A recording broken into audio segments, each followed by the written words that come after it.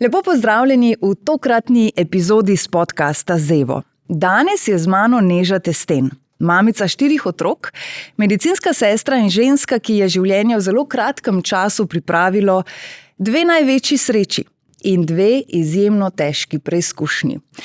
In kar je najbolj zanimivo pravzaprav pri vsej tej stvari je to, da je Neža moja skoraj da lahko rečem soseda. In veste, kaj pravijo?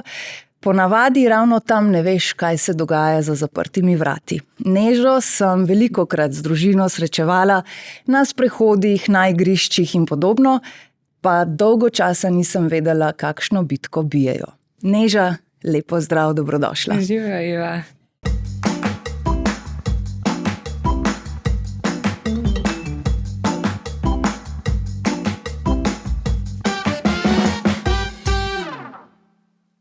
Vesela sem, da si danes moja gostja, predvsem, tako kot sem rekla, zaradi tega, ker se velikokrat zgodi, da se nam pri sosednjih vratih lahko dogajajo težke zgodbe, pa sploh ne vemo.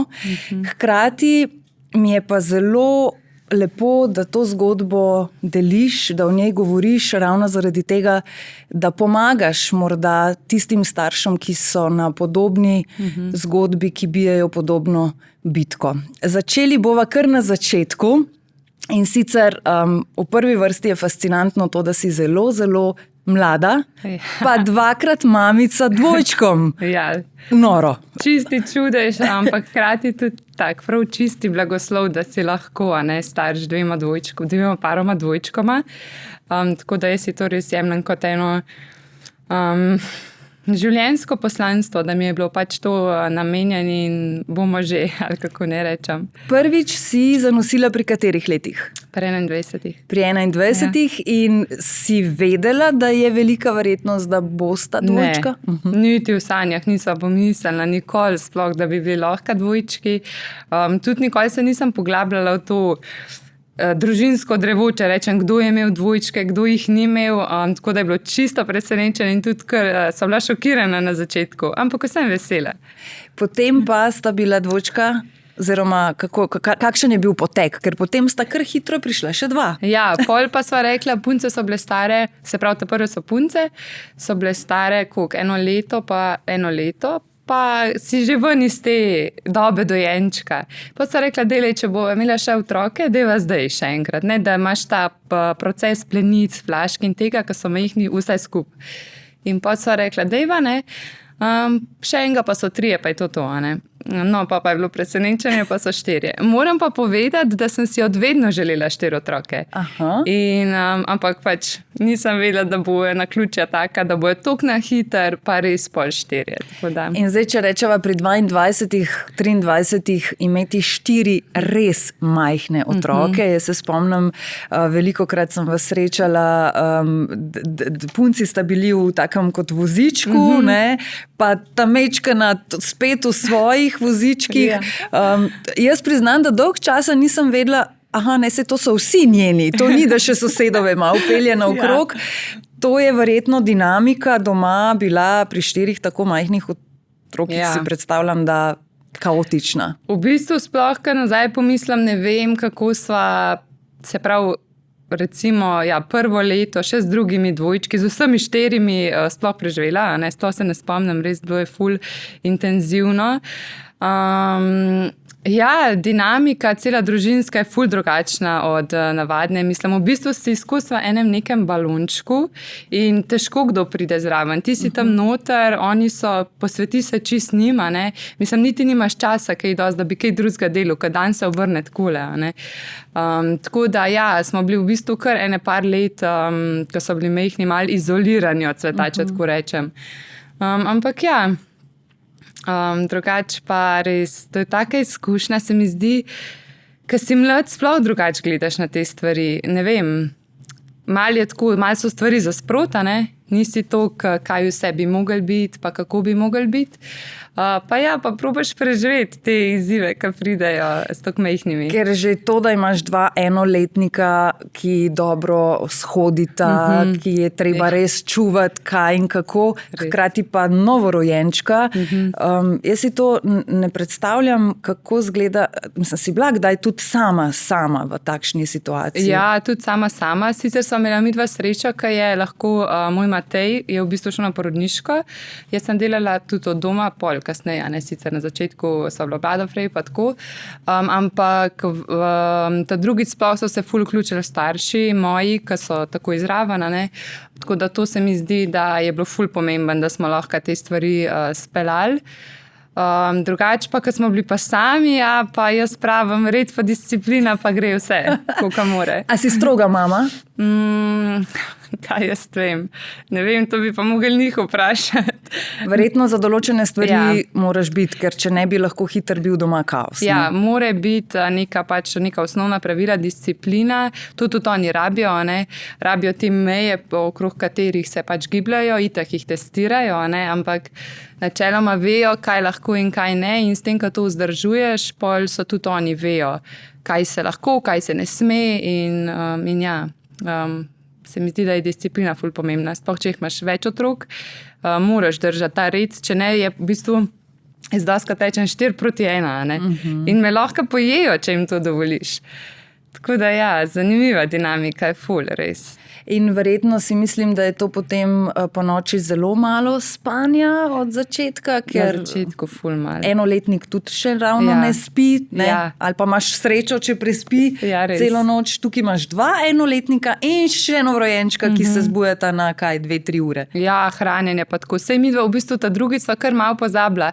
Ta prvič, ko sva bila, ne, ko jih hraniš pa tako, vsi so bili nedonošenčki in imaš ta ritem hranjenja na 3 ure. Ne? In to se kar obdrži, iz porodnišnice že ven doma. In pol vmes, ko ni tega hranjenja, sva malo pospala, se malo spočila. Pol ta drugič sva pa v bistvu pozabila, da imava še 2 punce in da zdaj pa res ni nad spanja, ne. Tako da tle sva se pol malo tako probala organizirati, da je šel eden enkrat vmes spat, eden drugič. Drugače je pa res ful malo spanja. Prvi 2 leti bilo z vsemi 4. Ampak sva jih pol nekako, smo se zverzirali, kaj je nam najboljš, da smo se vsi navadili čim prej na ta res ta prav ritem spanja, ker je bilo tudi zbujanje, ne? Če sta se oni 2 zbudila, so se tudi punce zbudile in pol včasih je bila noč, ko smo bili vsi ob 3 zjutraj po koncu. Je bilo kar pestro.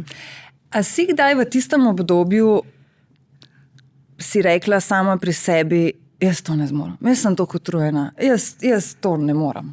Ker se mi zdiš tako pozitiven človek, kot da ni tak stavek prišel iz tebe. Ne, sej ni. To zares, da ne morem, to nikoli ni prišlo iz mene.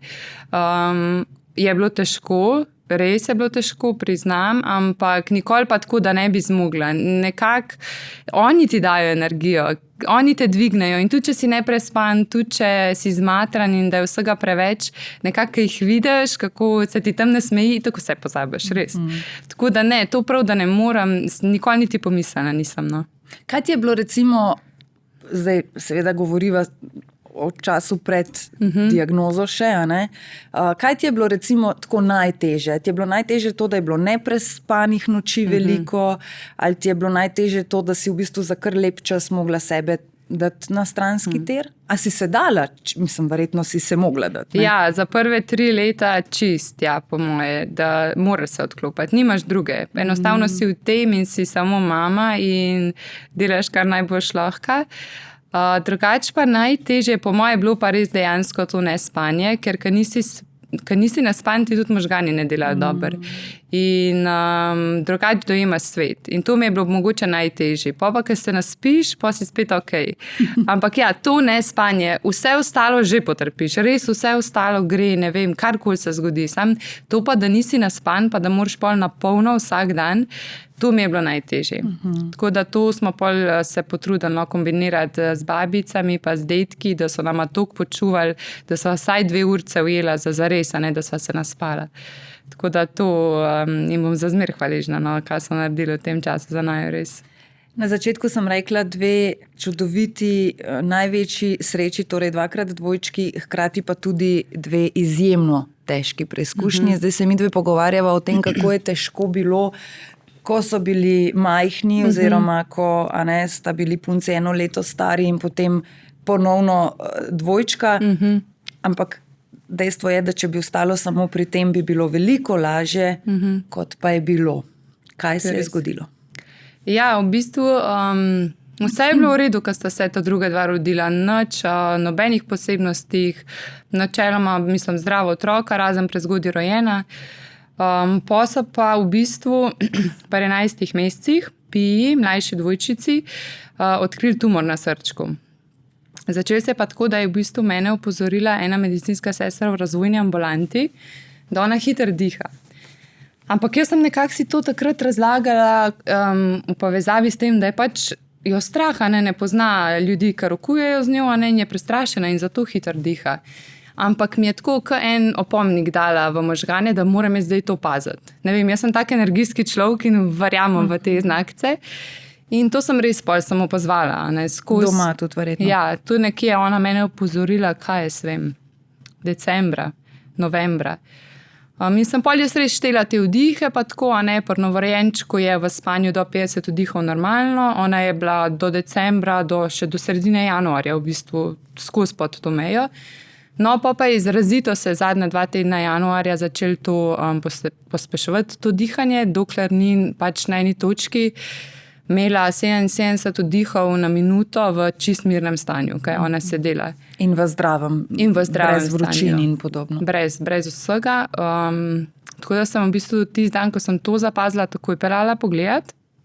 In pediatrija ni nič opazila. Sem pa že v tem času, se pravi od novembra do januarja, skozi opozarjala, da pač kaj je zdaj s tem dihanjem, Ampak nekako smo mislili, da pač punčka je elastična, tudi res je zelo elastična. Ne vem, bo gimnastičarka, kaj bo, ampak tako res elastična in naj bi bilo to povezano s tem.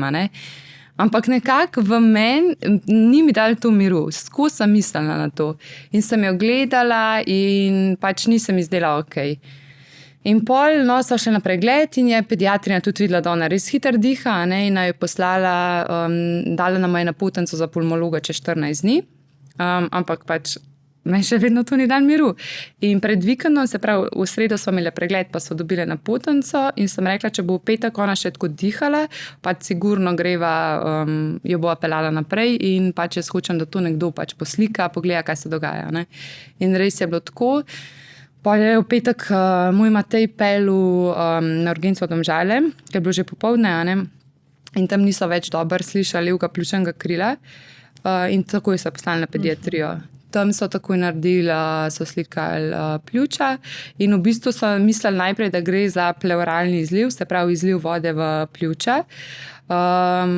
In to naj bi bila prvotna diagnoza, to se zgodi v primeru, mislim, to so nam takrat rekli, da se lahko zgodi v primeru kakšne infekcije, ker smo bili pa 14 dni nazaj tako prehlajeni, nič kaj takega. Da bi bilo lahko od tega, Ni pa bil tudi v redu EKG več, se pravi srce. Tako da potem smo šli na oddelek in smo čakali, da spunktirajo. To se je dogajalo sredi noči. Pa sem jaz hotela iti, ker sem imela doma še 3 otroke. Torej ti si bila z njo takrat? Pa sem prišla tja, ker so me poklicali, da pridem, pač da ni v redu, da bo šla naprej, da bojo speljali diagnostiko. Sem prišla na pediatrično in smo počakali toliko, da so jo pač vzeli naprej, da spunktirajo to tekočino. In jaz sem hotela iti, in ko so jo prišli iskati, in sem rekla, ok, počakam še to, da naredijo, da pride ona nazaj in potem grem. In dejansko smo šli dol v te operacijske prostore, sva jo oddala in ona je mene tako pogledala, ko sem jo dala tisti sestri, tako kakor sploh ne znam povedati, tako kakor zdaj bojo, pač nisem ti mogla povedati, ampak zdaj boš videla, kaj se dogaja. Pač tako da ja. Sploh ne vem, zakaj mi gre na jok, ker sem mislila, da sem že ful prerasla to situacijo.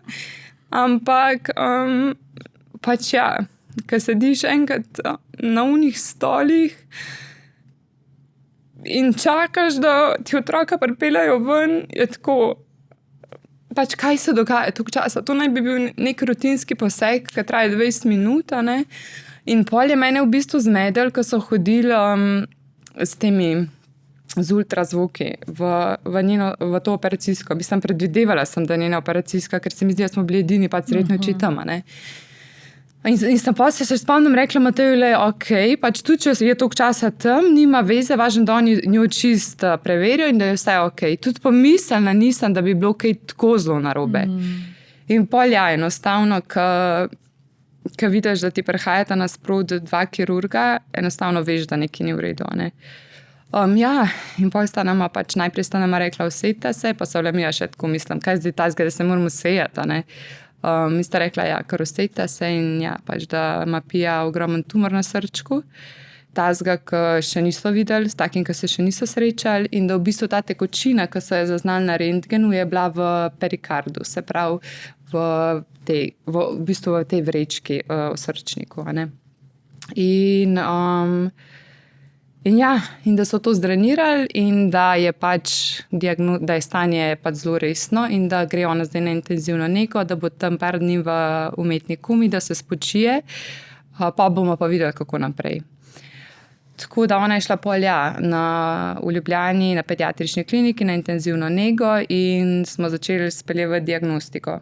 Dobili smo krasnega zdravnika, dr. Kučana, res tako, ko pomislim, kaj mi brez njega ne vem, on je res prav trudil se za ta primer in vlagal ogromen svojega časa v to, res. On je nam si vzel za naju čas. On najprej, ko jo je videl, ona je bila pol tam in v bistvu je bil lih vikend, ne. V petek je bila sprejeta, pa je bila sobota, niso mogli nič. Edin CT so pol naredili še. Mi smo pa rabili magneta, ne. CT nam je v bistvu pokazal, da je ta tumor zajema 2/3 levega ventrikla in da raste še na ven, ne. In to, da je rastel na ven, je v bistvu njo rešil, ker je sprožil to, da se je tekočina v srčniku začela nabirati in ona je zaradi tega začela hitro dihati, ne. Ona je bila v bistvu tik pred srčno tamponado, ne. In take tumorje ugotovijo največkrat šele takrat, ko se srce ustavi, ker je tvorba enostavno prevelika in srce ne more več nazaj zabiti, tudi zreanimirati ne moreš tazga primera, ne. In to so nama tudi povedali, da v bistvu je sreča, da je ona živa, ker, kot sem rekla, take otroke po reanimaciji pripeljejo in nimaš več šans. Ampak Pija se je rodila že s tem? Ne vemo. Aha. V bistvu na morfologiji in na vseh skenih, ko so bili tik preden se ona rodila, ni bilo nič zaznati. Res, tako da to je bilo res totalno presenečenje, totalen šok. Neža, kaj ti je takrat, saj vem, to je zdaj tako zelo nehvaležno spraševati, ker vem, da na nek način odpiram rane, ampak vendarle rekli sva, da bo ta pogovor namenjen vsem tistim, ki morda gredo čez podobne zgodbe z bolnimi otroki. Kaj bi rekla, da si morda v tistem času, ko sta z Matejem izvedela za diagnozo, ko je Pija ostala v umetni komi tam na intenzivni, ko je bilo treba iti domov še k 3 drugim otrokom, kaj ti je dajalo moč? Ker vseeno nisi imela niti časa, niti možnosti se zlomiti. Ja, dejansko, nimaš časa, nimaš možnosti.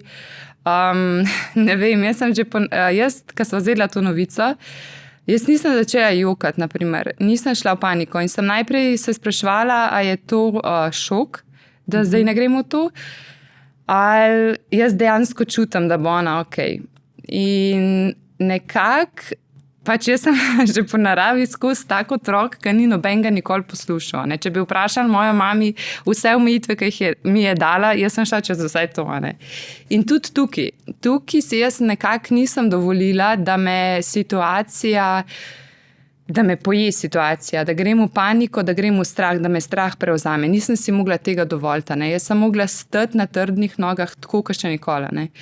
In v bistvu mi je dajal moč lih to, da sem jaz čutila, da bo z njo vse v redu. Ne glede na to, kaj so oni meni govorili, pa koliko so me bombardirali z vseh strani. Ne? Pač jaz sem v sebi čutila, da bo ta punčka okej in jaz sem mogla temu verjeti. In sem se na tisti točki takrat odločila, okej, jaz bom temu občutku zaupala. Pa si imela kdaj vmes občutek, da te želijo obvarovati v smislu kakšnih, a veš, nekaj je to, kar si ti občutila in čemur si ti sledila. A ne? Potem pa se mi zdi, da včasih pa okolica, ljudje okoli, ko vidijo nekoga, ki tako zelo verjame in je trden, so po eni strani zelo veseli in rečejo, kako dobro tole Neža da je čez, po drugi strani pa, ampak Neža, lahko pa je tudi scenarij B.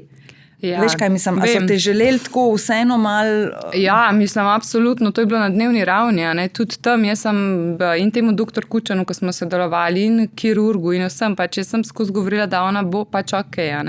In kljub temu, da oni so me skozi pripravljali na ta plan B, mogoče pa ne, pa veste, to je to, mi tazga primera še nismo videli. Bile so tudi stvari, ki pač dejansko oni niso vedeli, kako bi zdaj ta srce rešila. To je bil tako ogromen tumor, da v bistvu niso vedeli, kako bi zašili nazaj srce, ka to odstranijo. Tako da meni so to skozi govorili. Na dnevni ravni sva slišala, da ne vejo, kako bi to rešili, da moramo priti najprej sploh do diagnoze, da zvemo, kakšen tumor je. Ampak nekako nisem več poslušala tega. Enostavno sem bila gluha za to. In si nisem dovolila. In res, ko so prišle te slabe misli, ko me je hotel mogoče kaj načenjati, sem pač kar nekako, ne vem, sem rekla, ne, pač to ni res, jaz vem, da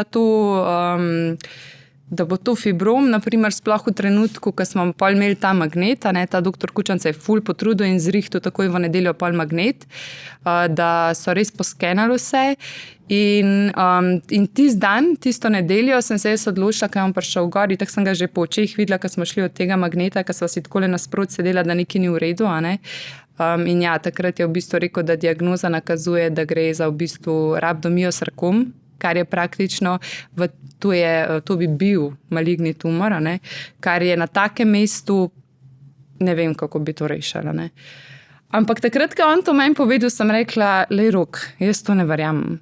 Meni se zdi, da bo to na koncu fibrom. In to je to. Fibrom je pa benigen tumor, neškodljiva novotvorba. Problem je bil v bistvu tega tumora, ki je bil na taki lokaciji. Na mestu takšno. Ja. In na koncu je bil fibrom. Okay. Ja. Stvar se pa še ne konča. Ja. Ko bi človek rekel,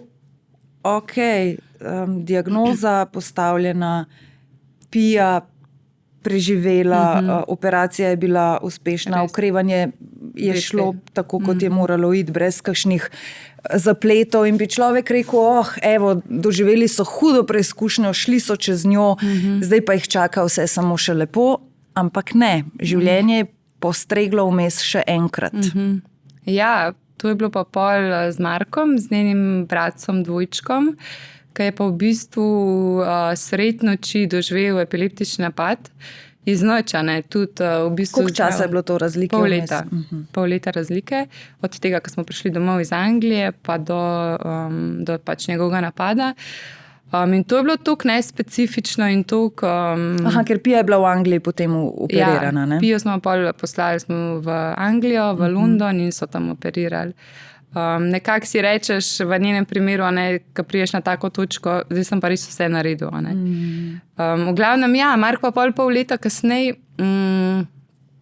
je doživel sredi noči epileptični napad, v bistvu je šlo za epileptični status, se pravi epileptični napad ovrednotimo 3 do 5 minut, on je bil v tem statusu epileptičnem 1 uro pa 15 minut.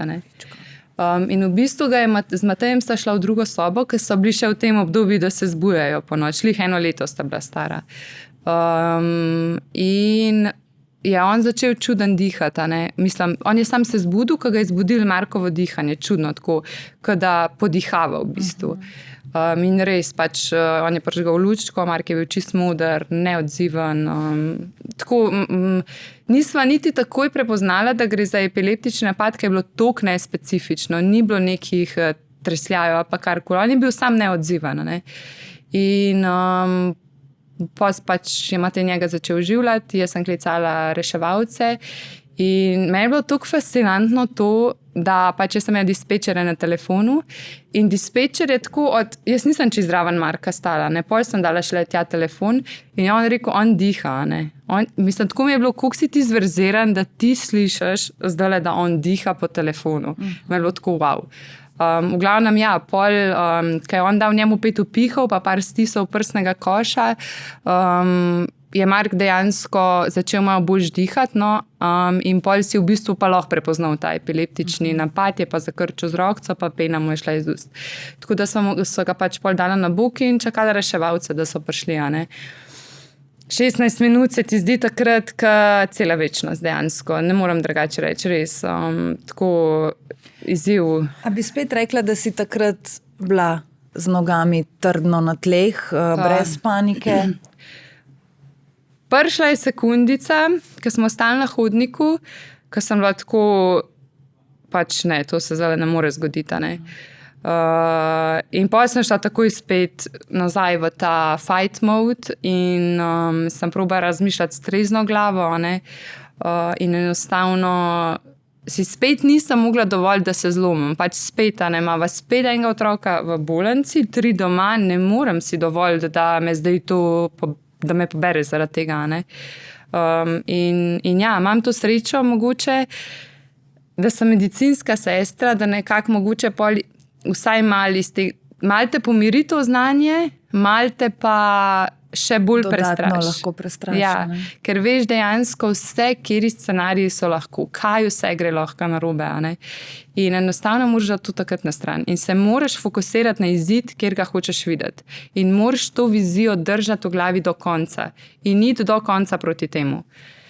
Ne vem, tako, tudi tukaj sem stala absolutno na trdnih tleh. Nisem si dovolila karkoli, da me spravstira. K njegovi diagnozi bova še šli, ampak Neža, moram te vprašati, a si od nekdaj bila takšen otrok, najstnica in potem mama? V smislu te moči, a je to, ne vem, a bi temu lahko rekla, da si bila na tak način že vzgojena, ali bi tukaj bolj rekla, da gre za delo na sebi? Mislim, človek pri 22, 23, 24, če pogledava zdaj to starostno skupino mladih, verjetno se ravno ne soočajo s takšnimi primeri in bolj razmišljajo o tem, kje bojo v petek zvečer žurirali. Ne? To je res. Ne vem, jaz verjamem, da so ti pač te življenjske preizkušnje namenjene, ker si jih zmožen prehoditi. In sploh, ne vem, a sem že od zmer taka, to bi mogli moje ljudi okrog mene vprašati. Ampak ja, po mojem gre za neko kombinacijo vzgoje pa dela na sebi. Že pa zelo zgodaj me je to zanimalo, v bistvu, kdo smo, kaj delamo tukaj in tako. In nekako, ne vem, pa tudi vzgoja, ja, nekako je bil oče zmer tako, da moramo biti samozavestni. Oče je itak glavni lik pri vzgoji punca, ne, in nas je pač mene pa sestro tako, da so samozavestne, da imamo hrbtenico, da smo neodvisni in tako. In se mi zdi, da je to neka kombinacija vzgoje pa dela na sebi. Koliko so ti takrat recimo ljudje, si mislim, da to so res bili najožji, ki so stali ob strani, ker nisi verjetno niti imela kapacitete za ne vem koliko klicev in sporočil in tako naprej. A bi rekla, da ti takrat, kaj ti je takrat najbolj pomenilo, poleg tega, da so ti recimo počuvali ostale 3 otroke? A veš, tako se mi zdi, da smo ljudje včasih radi bi pomagali, pa ne bi bili radi vsiljivi in potem marsikdo kar nič ne naredi, zato ker niti ne ve, kaj bi bilo najbolj prav. Kaj bi rekla takšnim? Kaj je takrat prav? A sploh je pravilo? Težko rečem, kaj je prav, zato ker jaz se nisem s tem ukvarjala.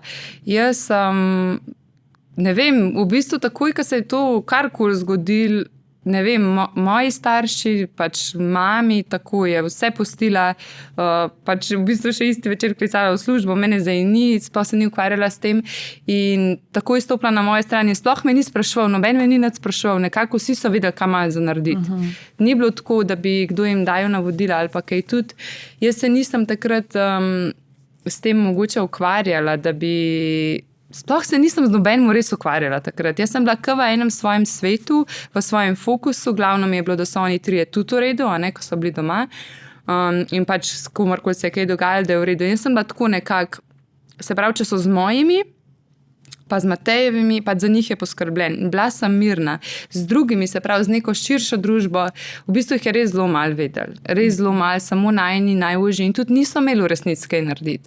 Ker za otroke je bilo poskrbljen, midva pa sva bila v akciji takrat in mogoče prav so prišle te besede, spodbude, pa ko je imela Pija operacijo, pa ko se je z Markcem to zgodilo, pa te kdo pokliče pa tako. Hkrati te mogoče malo zna obremeniti, ampak pa še mogoče malo odložiti to breme, pa se pogovoriti s temi, ki so ti res blizu, ki te poznajo tako. Drugače pa ni pravila, po mojem, kaj je prav, pa kaj je narobe. Po mojem, do vsakega odvisen posameznik. Ja, ker tudi vsakemu posamezniku kaj drugega paše v podobnih situacijah. Ne? Je pa res, da jaz ne vem zakaj, ampak vedno imam tako eno vodilo v sebi, samo ne ostani tiho. Ja. Tudi če, ne vem, pošlješ samo sporočilo, mislimo na vas, kakorkoli, je bolje, kot pa da ostanemo mogoče tiho, če ostanemo tiho, zato ker ne vemo, kaj bi bilo prav. Ja. Je res, da je to itak triki situacija, kot si rekla, pač itak ljudje ne vejo, kako bi pomagali. Hkrati pa tudi, meni je bilo tako, jaz v bistvu sploh še zelo težko sem svoji najboljši prijateljici sporočila, kaj se dogaja. Zaradi tega, ker nočeš se smilati nobenemu. Niti nisem imela časa, da se smilam nekomu, ali pa da bo zdaj tam meni, boga, nimam pač časa za to, niti nočem energije puščati za to, da sem zdaj jaz boga. In zato nisem od nobenega nič pričakovala, z nobenim kaj dosta o tem komunicirala in meni je to najbolj pomagalo, da sem lahko imela mir, ki so mi ga pač omogočali moji, da so merkali otroke pa od Mateja, da sem jaz imela v glavi mir, da sem jaz naštudirala te korake, kako bi to najbolj zdaj šlo. In da sem imela čas, da, kot sem rekla prej, da grem proti tej ideji, ki jo imam jaz v glavi, pa proti temu občutku in da verjamem temu in sam, da sem fokusirana, sam to sem rabila, da sem v fokusu. Kako je to vse skupaj vplivalo in kako se je to poznalo na vajinem odnosu z Matejem? Ja, izziv, to je ogromen izziv za zvezo.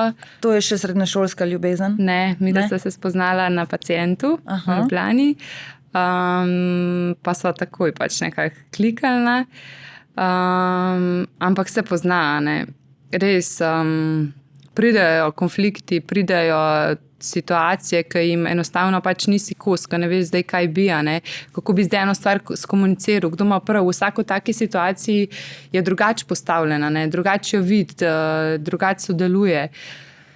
Tako da midva sva v bistvu šla čez vse to, ko sva šla z otroci, tudi ful sta se spremenila in kot osebi in kot para.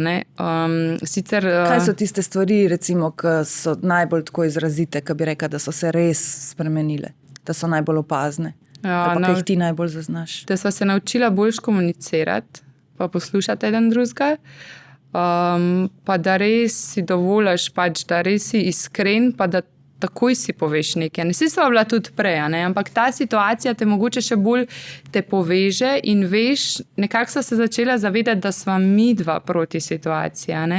Ne, da naj jo situacija razdera, ker na začetku se je zdelo tako, da naj jo bo pač to, da naj jo bo pač razderala, ker je bilo težko. Pa vsak verjetno je hotel imeti malo svoj prav, pa svoj pogled. Pa... Vse skupaj. Pritiski so bili res hudi, In pa sva šla po vseh teh dogodkih na terapijo in se mi zdi, da ta mediacija nekoga, da ti obrazloži različne vidike, je bila full beneficial. In v bistvu iz vsega tega pol skupaj sva se naučila komunicirati, videti v bistvu, kaj je smisel zveze, kaj je smisel tega družinskega življenja, če tako rečem, in vse skupaj. Veliko se je spremenilo, res. Najbolj pa to.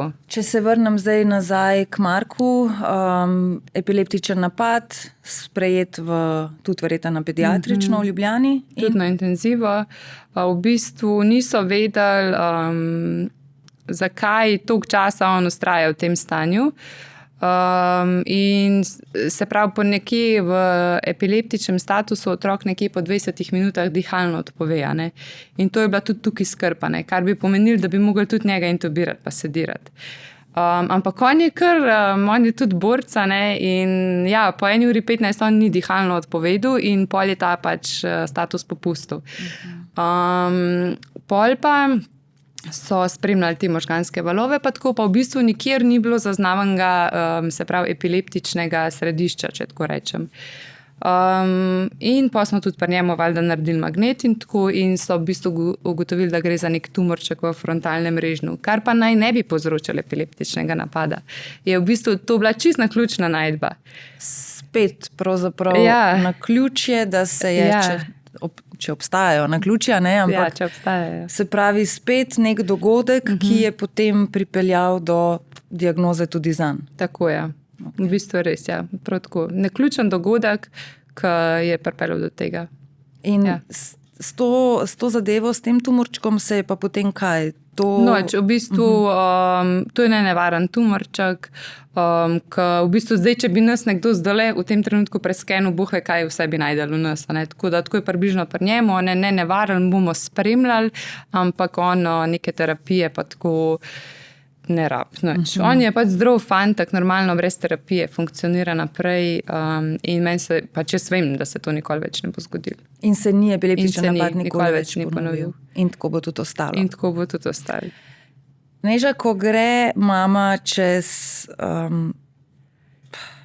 takšne stvari, koliko si lahko še sproščena mama? Veš, kaj mislim s tem? Da te ne obremenjuje skozi nekaj. Da recimo, da se ti ne zgodi vsaj 2krat v dnevu, ko pomisliš na to, kaj če bo spet kaj če ne vem. Ne, to v bistvu sploh nikoli ne pomislim. Res nikoli. Nekako jaz sem v vsaki tej situaciji sem si vedno pomagala s človekom, ko se ukvarja z energijami in sem si probala to razložiti tudi po tej plati. In nekako spet sem pač zaupam svojim občutkom, zaupam temu, da pač jaz sem te otroke rodila in nekako so del mene, ali kako ne rečem, in čutim, kaj pač bo z njimi. Ne znam drugače povedati. In zaupam temu, da čutim, da so oni okej. In to je to. In se ne obremenjujem z ničemer. In tudi pač to se je zgodilo, nisem imela nobene kontrole, karkoli se bo naprej, če se karkoli more, se pač bo. Ampak nimam vpliva na to in ključno je to, da zdaj mi živimo vsak trenutek posebej in da si prisoten vsakmu dnevu posebej in ne grem v live z obremenitvijo, kaj bo zdaj naprej. Najlažje ti tako povem. A sta kdaj imela recimo z Matejem vmes obdobje ali pa trenutek, ko bi recimo en drugmu kaj učitala, ko bi, veš, v smislu, ne vem, jaz sem mogla pa danes že to, ker, kot sem rekla, dinamika pri 4, kaj šele s takšno preizkušnjo 2krat ni enostavna in za 2 mlada se mi zdi, da je lahko, tako kot si prej rekla, šele potem sva poiskala neko pomoč, da danes lažje komunicirava.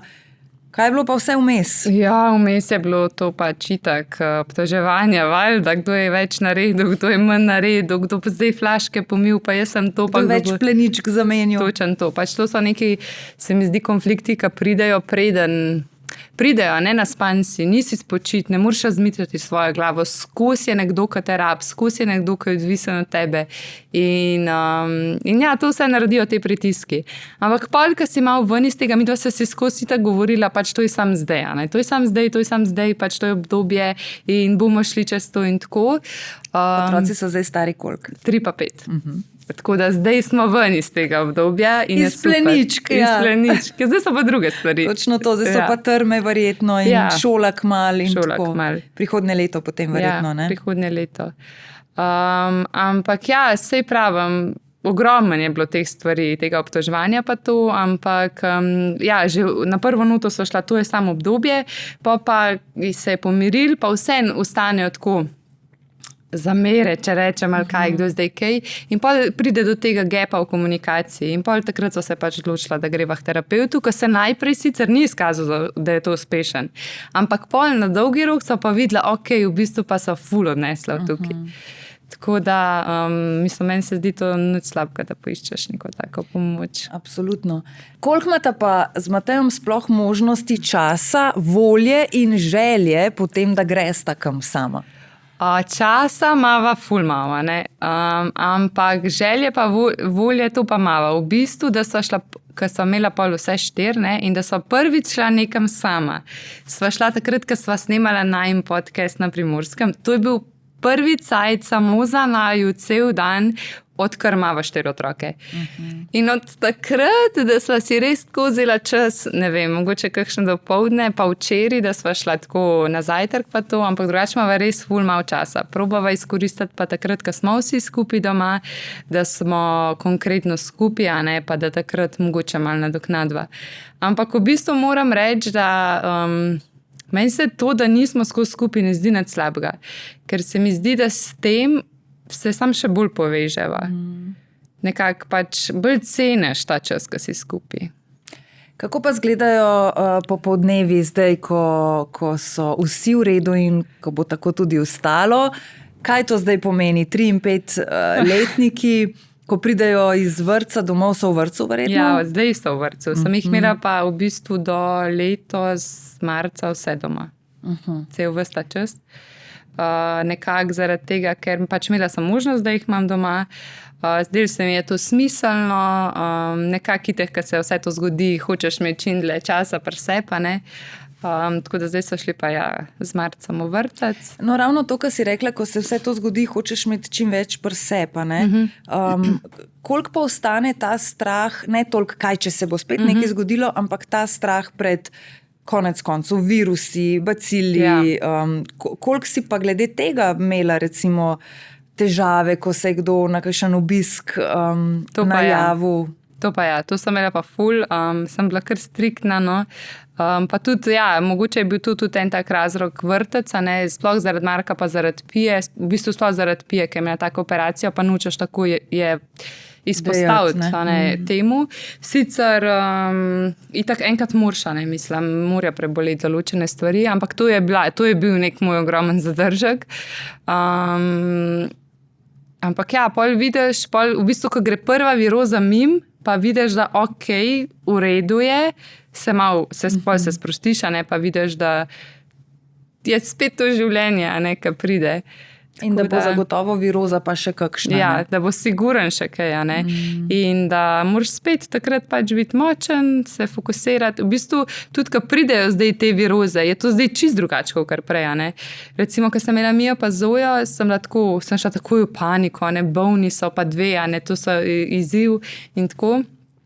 Zdaj pa ne čutim več tega, da bi bila panika zaradi tega, ker ima nekdo vročino, Tako, pač enostavno drugače vidi svet.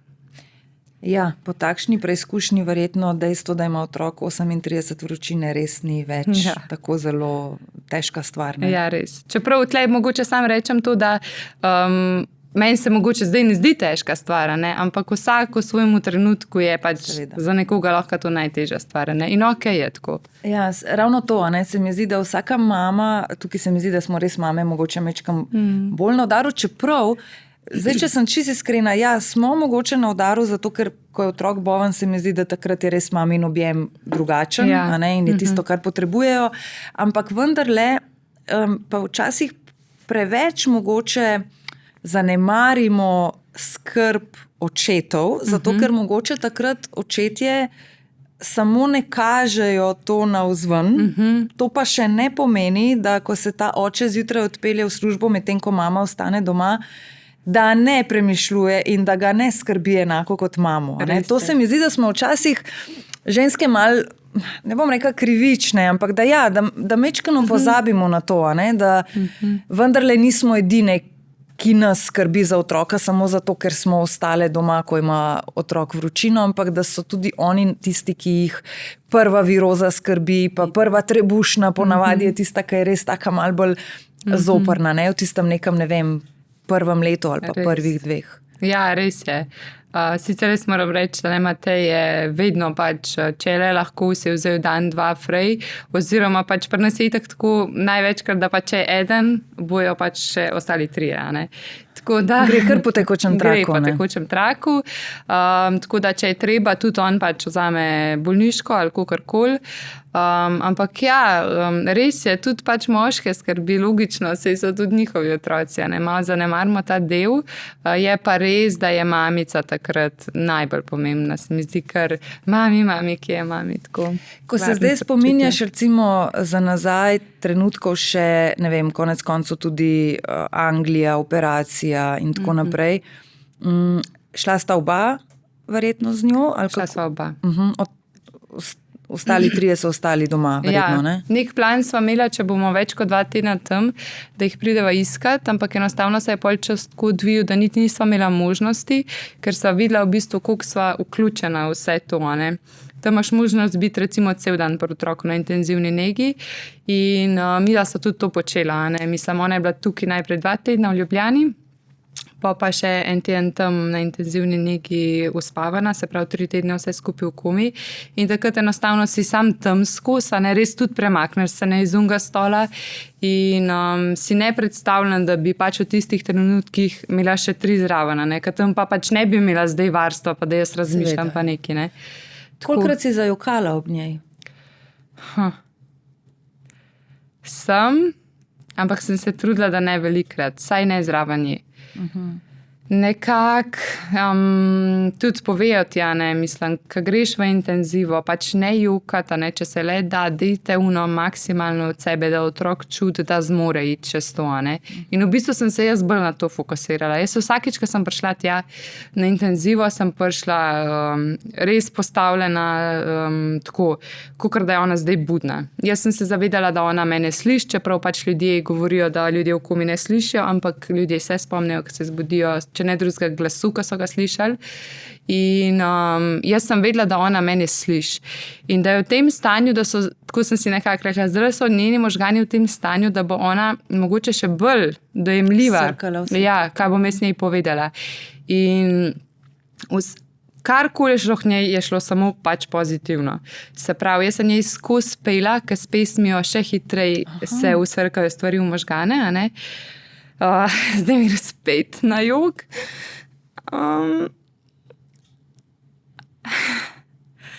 Pela si pesmice svoje? Ja,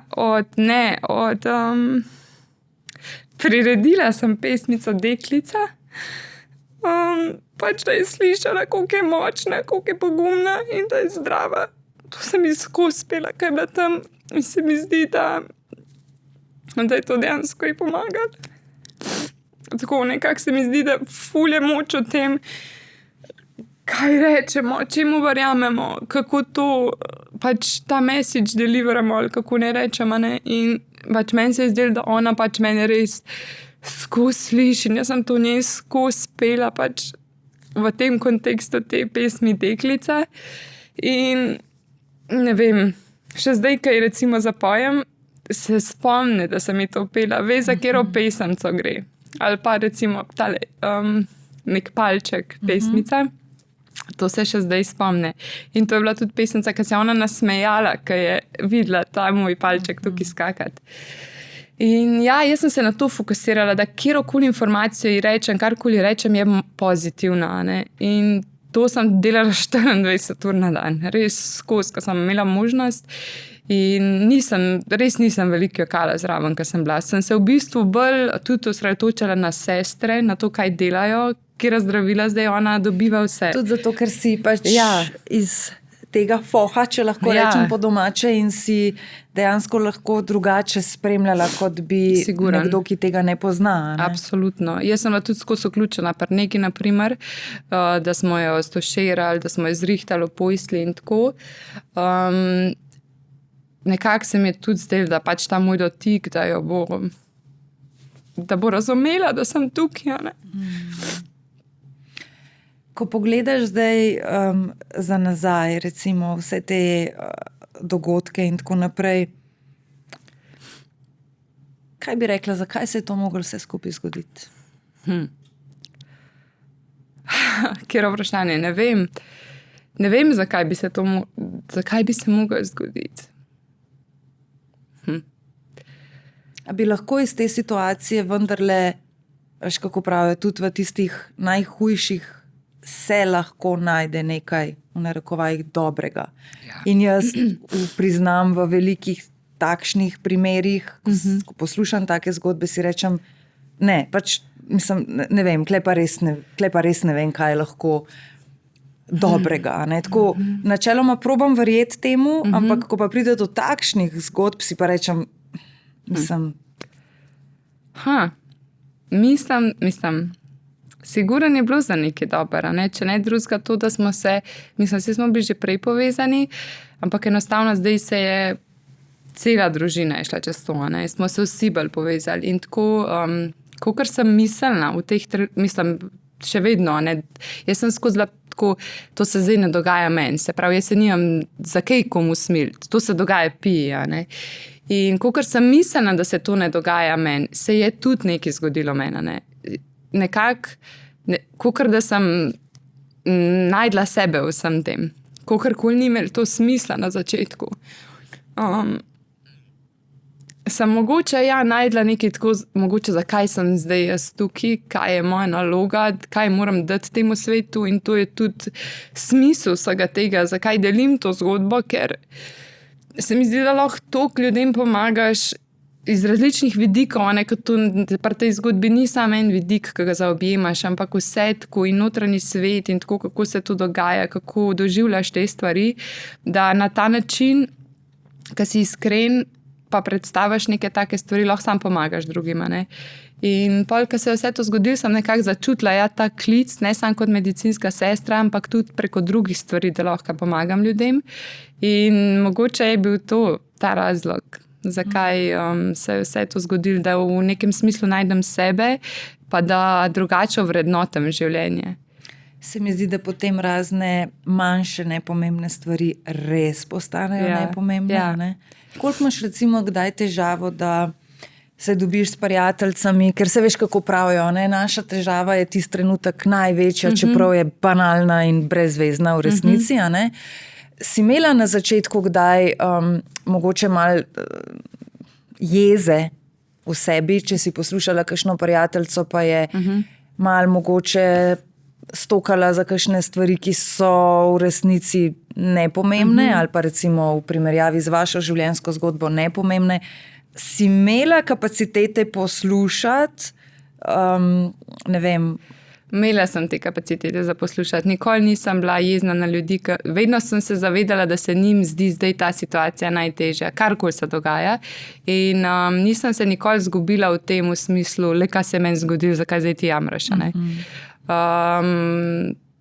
Nekako se zavedam, da pač to je bila ta moja situacija, ker je bila zame najtežja. Ne? Pač za nekoga drugega je pa lahko ena čisto minimalna stvar najtežja. Ne? In nisem nikoli čutila tako jeze do ljudi, ki minimalne stvari delajo drame. Ni to pa res ne. No. Kaj bi svetovala, pa sploh ne nujno staršem? Lahko je to posameznik, ki tudi gre čez takšno ali drugačno težko preizkušnjo v tem trenutku. Kaj bi bil recimo en tak tvoj stavek ali pa tvoj nasvet, za katerega bi si recimo takrat želela, da bi ga ti slišala? Da verjameš, tudi če nobeden ne verjame. Da če verjameš v neki in če čutiš, pa tudi če sam ti čutiš, pa če ni logična razlaga nobenemu okrog tebe, verjem in je, če samo ti verjameš in pejt proti temu do konca in boš sigurno prišel tja, kamor moraš. Še v nobenem podcastu nisem brisala tolikokrat solze kot danes. Neža, hvala, ker si ponovno delila to zgodbo. Vem, da ni vedno lahko stare bolečine odpirati na nek način, ampak k sreči z dobrim koncem, s pozitivo in s polno paro naprej, ali kako radi rečemo. Vesela sem, da se srečujemo na igriščih, da so otroci zdravi in predvsem, da so se vse stvari razpletle tako, kot so se morale. Hvala, ker si prišla in hvala, ker si delila. Hvala, Eva, za povabilo. Kakorkoli odpirati te stvari, vse je terapevtsko, bom rekla. Tako da hvala, ker si me povabila.